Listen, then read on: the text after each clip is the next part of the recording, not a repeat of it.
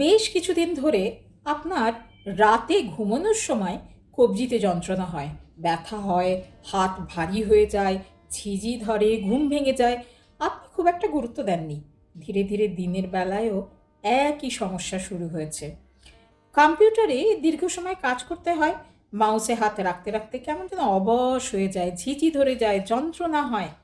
অফিসে দীর্ঘ সময় লিখতে হয়, পরীক্ষার পরে কিংবা লেখক লেখিকা এতদিন যাবৎ সাদা কাগজ ভরিয়ে তুলেছেন কলমের স্পর্শে, পাতার পর পাতা লিখেছেন, কিন্তু আজকাল দু চার পাতা লিখলেই হাত ঝিনঝিন করে, অবশ হয়ে যায়, যন্ত্রণা, আরও কত সমস্যা।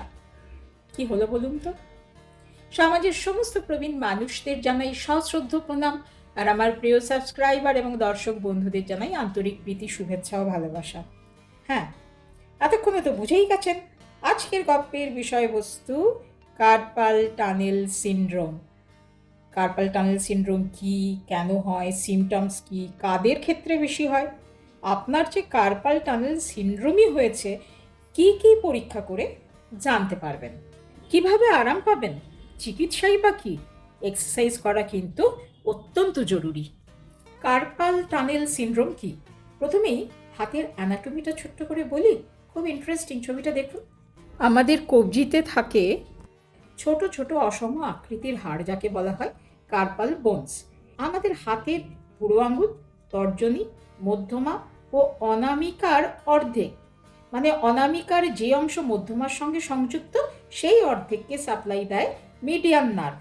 এই মিডিয়ান নার্ভে যখন চাপ পড়ে, কাজকর্ম বিঘ্নিত হয়, তখনই এই সমস্যা শুরু হয়, চিকিৎসার পরিভাষায় যাকে বলা হয় carpal tunnel syndrome.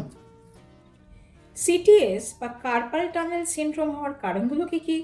Median নার্ভে compression, অর্থাৎ বিভিন্ন কারণে যখন চাপ পড়ে, যেমন নিয়মিত দীর্ঘ সময় যারা লেখেন, নিয়মিত অনেকটা সময় ধরে কম্পিউটারে কাজ করার সময় মাউস ব্যবহার করেন, দীর্ঘ সময় হাতা খুন্তি নাড়াচাড়া করে বেশি পরিমাণ রান্না করেন, নিয়মিত যারা একভাবে গাড়ি চালান, অ্যাক্সিডেন্টের পরে হাড় ভেঙে ডিসলোকেশন হলে বা না হলেও, টাইট রিস্ট ওয়াচ দীর্ঘদিন পরার অভ্যাস থাকলে, ডায়াবেটিস অ্যাজ ইউজুয়াল, সব ক্ষেত্রেই তো ডায়াবেটিস আমাদের ভিলেন, থাইরয়েডের সমস্যা দীর্ঘদিন থাকলে হতেই পারে।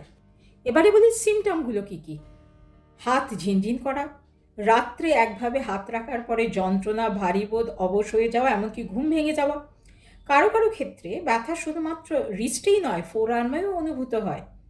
হাতের জোর কমে যাওয়া, হাতের থেকে জিনিস পড়ে যাওয়া ইত্যাদি। এই যে সিমটমগুলো বললাম না, আরও কয়েকটা সমস্যায় কিন্তু একই ধরনের সিমটম দেখা দিতে পারে, তাই ফেলে না রেখে অবশ্যই চিকিৎসকের পরামর্শ নিতে হবে। এবার পরীক্ষা নিরীক্ষার পালা। চিকিৎসকের পরামর্শ অনুযায়ী করা হতেই পারে এনসিভি বা nerve conduction velocity test, EMG বা ইলেকট্রোমায়োগ্রাফি, ভিটামিন ডি, ভিটামিন বি12 ইত্যাদি ইত্যাদি। এখন তো আপনি জেনেই গেছেন আপনার সমস্যার নাম কার্পাল টানেল সিনড্রোম। এবারে কি করবেন? এক, কনজারভেটিভ ট্রিটমেন্ট, প্রয়োজনীয় ওষুধ খেতে হবে, সর্বোপরি এক্সারসাইজ, বলা ভালো ফিজিওথেরাপি করতেই হবে। দুই, কাজের ফাঁকে ফাঁকে হাতটাকে একটু বিশ্রাম দিন। কিভাবে? টেবিলের উপরে হাতটা রাখুন, একটা পিলো বা বালিশের উপরে হাতটা রাখুন, বা চেয়ারের হাতলের উপরে রাখুন, যাই হোক হাতটাকে একটু বিশ্রাম দিতে হবে। তিন, রাত্রে হাতের নিচে অবশ্যই একটা ছোট্ট কুশন রাখবেন, আরাম পাবেন। চার, রিস্ট স্প্লিন্ট ব্যবহার করতে পারেন, আর এক্সট্রিম অবস্থায় হয়তো লোকাল অ্যানাস্থেশিয়া করে একটু কাটাছেড়ার প্রয়োজন হলেও হতে পারে। আচ্ছা, কয়েকটা সহজ এক্সারসাইজ একটু আপনাদের দেখিয়ে দিই। এটা হচ্ছে